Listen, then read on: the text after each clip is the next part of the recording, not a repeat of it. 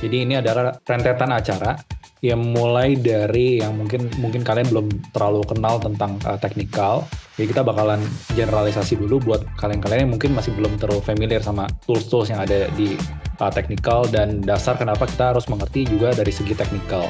Jadi seperti yang kita tahu bahwa analisa kalau di saham kita mengenal ada analisa fundamental. Setelah itu kita lihat adalah apakah perusahaan tersebut bisa berkembang, terus kita lihat juga makronya, ya kan? Dan kalau di koin sebetulnya ada juga analisa teknikalnya ya. Kalau buat teman-teman semua yang tahu bahwa setiap koin itu ada networknya, itu adalah analisa fundamental.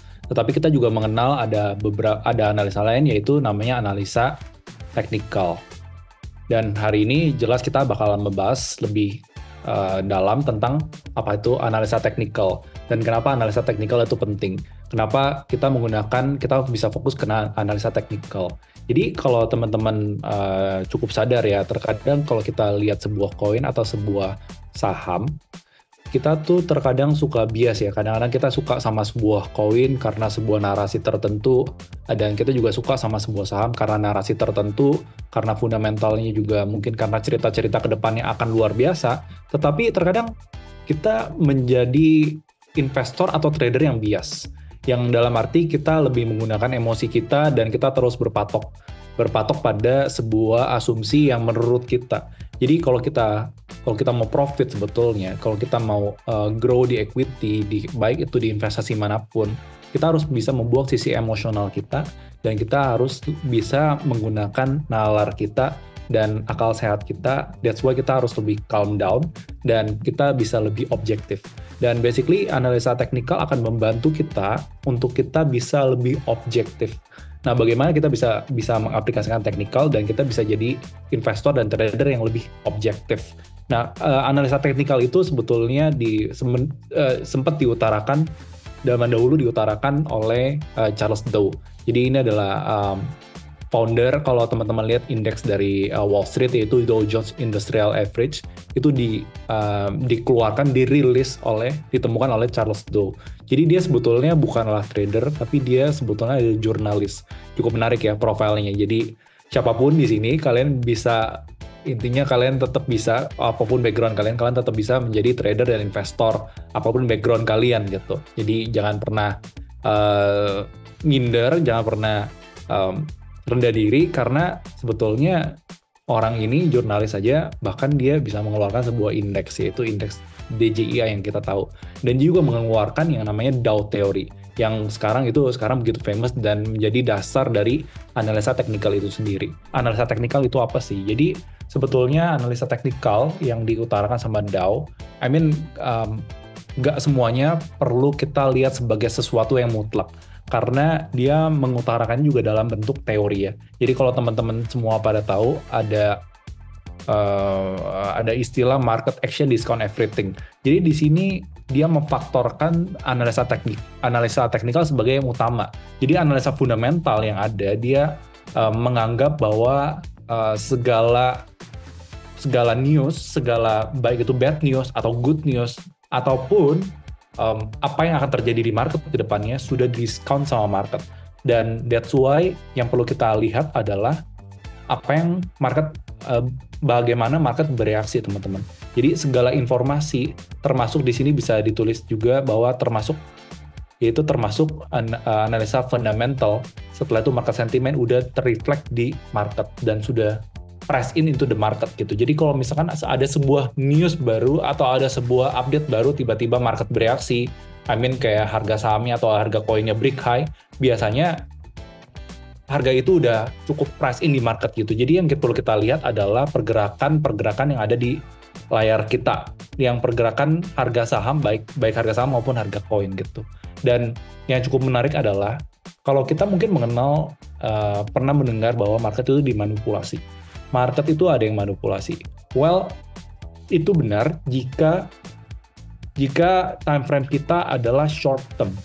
Jadi sempat diutarakan juga bahwa in short term, market itu bisa sangat volatile. Jadi bisa aja mereka yang sudah punya, let's say punya saham besar, saham porsinya besar, waktu marketnya bereaksi mereka pengen take profit dulu, padahal release earnings-nya tuh luar biasa bagus gitu. Dan ini mungkin pernah terjadi juga, saya sempat sharing yaitu di waktu di tanggal 18 April, di kuartal pertama, Netflix baru rilis laporan keuangan dengan EPS yang di atas ekspektasi. Jadi ekspektasinya 4,17 dolar, setelah itu EPS-nya ternyata aktualnya 4,8. Dan apa yang terjadi waktu rilis earnings, kok tiba-tiba marketnya malah drop ya, padahal rilis earnings-nya bagus gitu. Sebelum kita menggunakan indikator, lebih baik kita menggunakan naked chart. Jadi kita melihat harga saham tuh berdasarkan tanpa ada indikator apapun. Di sini saya tambahkan MACD, tapi secara keseluruhan di dalam pergerakan harga saham saya tidak menambahkan moving average atau indikator-indikator lain, let's say kayak Bollinger Band dan lain sebagainya. Dengan tujuan apa? Supaya kita bisa mendapatkan gambaran lebih menyeluruh terhadap harga aset tertentu gitu.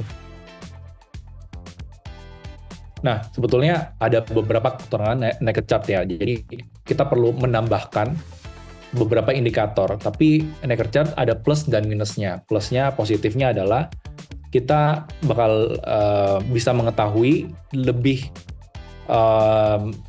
mungkin kita bisa lihat area-area resistennya dan area support dengan lebih baik ya teman-teman ya. Setelah itu next-nya adalah kita bisa lihat tren sebuah harga saham. Kalau kita udah lebih jeli sebetulnya indikator-indikator yang ada adalah indikator penunjang. Jadi yang dasarnya yang perlu kita ngerti adalah sebenarnya naked chart. Jadi kalau kita udah bisa lihat support dan resisten, kita udah bisa mendefinisikan tren melalui naked chart, sebetulnya indikator-indikator lain adalah indikator yang sifatnya membantu kita.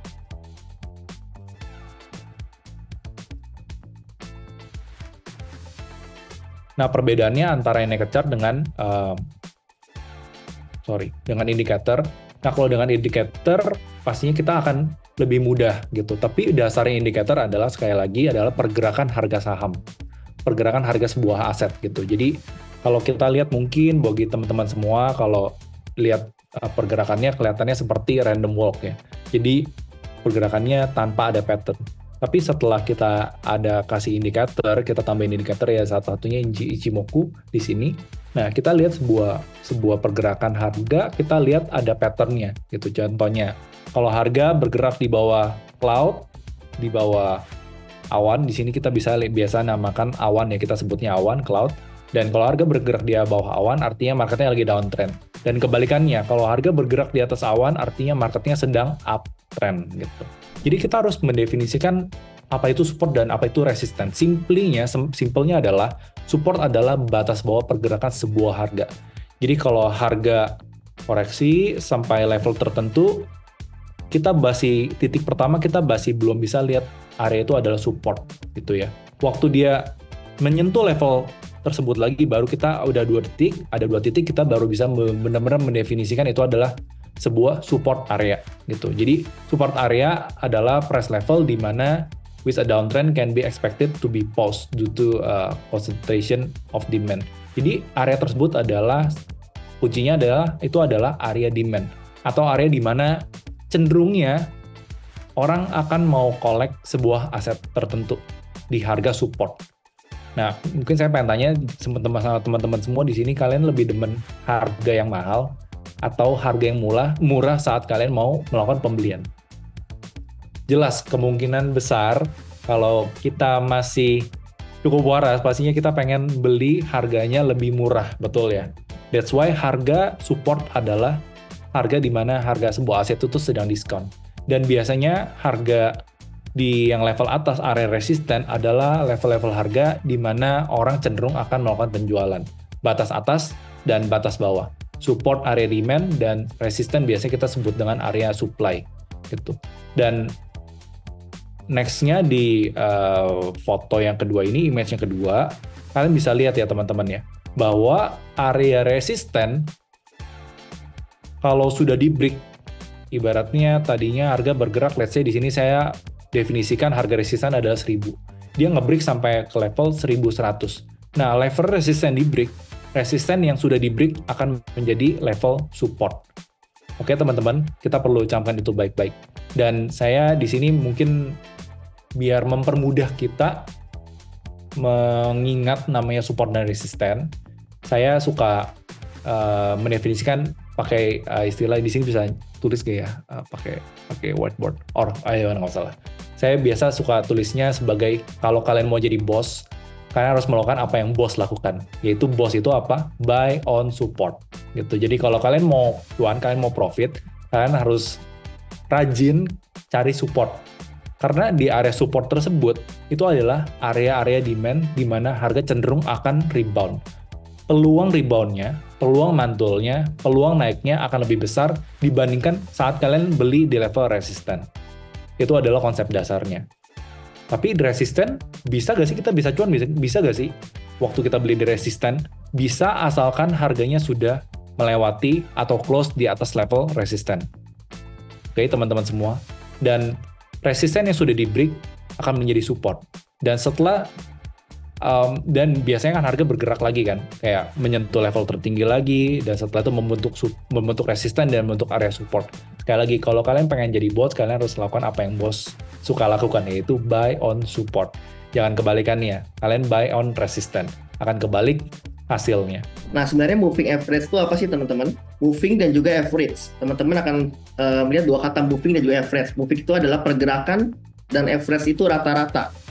Jadi kalau kita bisa simpulkan, moving average itu adalah pergerakan rata-rata dari suatu harga. Nah, misalnya harga Nvidia, misalnya di hari ini 1000, besok ke 1000, sebelumnya di 1100, lusa sebelumnya di 1200. Maka moving average-nya adalah 1000 ditambah 1100 ditambah 1200 dibagi 3. Jadi simpelnya seperti itu. Jadi itu adalah rata-rata tertimbang dari suatu harga saham pada periode tertentu. Nah, sekarang berapa banyak di time frame-nya? Time frame-nya itu biasa ada yang 20, ada yang 50, ada yang 100, ada yang 200. Nah, itu tergantung dengan keperluan teman-teman ya. Kalau teman-teman tradingnya lebih panjang, jangka waktunya, maka ya yang diambil lebih panjang. Tapi kalau teman-teman yang lebih short term, maka ambil yang lebih short term. Nah, 50, 20, 100 itu maksudnya apa sih? Jadi kalau misalnya MA20, artinya adalah rata-rata tertimbang dari suatu harga saham selama 20 hari terakhir. Gitu pula misalnya 50, MA100, MA200. Kalau 50 berarti rata-rata suatu harga dari 50 hari terakhir. 100 berarti 100 hari terakhir. Begitu pula 200. 200 itu juga 200 hari terakhir. Nah, teman-teman, kalau ditanya apa sih kegunaan dari moving average? Simpelnya tadi kan sudah ada asumsi mengenai Dow teori ya, di mana harga itu bergerak dalam trennya. Price move in trends. Nah, jadi untuk MA sendiri adalah alat bantu buat teman-teman bisa mengidentifikasi tren. Apakah ini tren ini lagi bearish, apakah tren ini lagi bullish, apakah lagi sideways. Nah, teman-teman, simpelnya kayak gini. Misalnya harga suatu saham sekarang di moving average 20. Kan ada yang moving average 50 dan sebagainya. Jadi ketika harga saham itu bergerak menembus ke atas MA20, berarti di atas rata-rata harga 20 hari terakhirnya, itu dikatakan momentumnya sedang bullish terhadap MA20 tersebut. Kemudian dia akan mencoba lagi untuk break ke yang MA50. Selanjutnya misalnya 20 ke 50 ke yang lebih tinggi, rata-rata terimbang 50 harinya. Nah, jadi dia akan begitu terus. Begitu MA20 ditembus, maka dia akan menjadi support. Tadi kan resistance, akan menjadi support. Begitu MA50 dia akan bergerak ke MA50. Nanti akan lebih jelas ya di chartnya kayak gitu. Kenapa bertumbuh terus? Jadi ibaratnya kayak teman-teman berkompetisi lah ya. Ini analoginya kayak kompetisi aja ya. Ada Liga 3, Liga 2, Liga 1 ya. Gitu teman-teman lagi main di Liga 3, main bola nih, sepak bola. Oh, berhasil tembus. Pasti teman-teman mau tembus lagi ke Liga 2. Liga 2 teman-teman berhasil tembus ke Liga 1. Begitu pula seperti itu. Jadi itu analoginya seperti itu. Nah, coba kita lihat di dalam trennya sendiri. Nah, ini kalau teman-teman buka web trading kita, nah ini sengaja dibuat dari kosong.